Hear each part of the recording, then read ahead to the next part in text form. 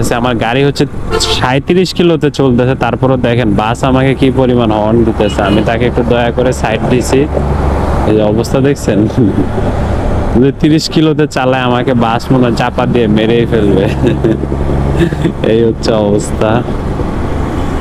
মানে আমি 35 কিলো, মানে 30ও পসিবল হচ্ছে না, এটা একটা হাইওয়ে ম্যান।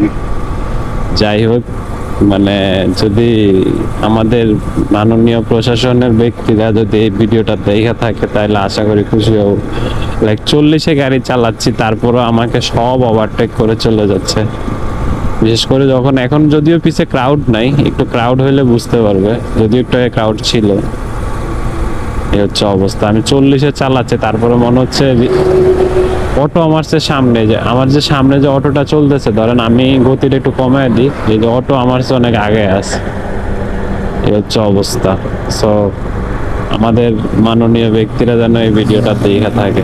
টাটা।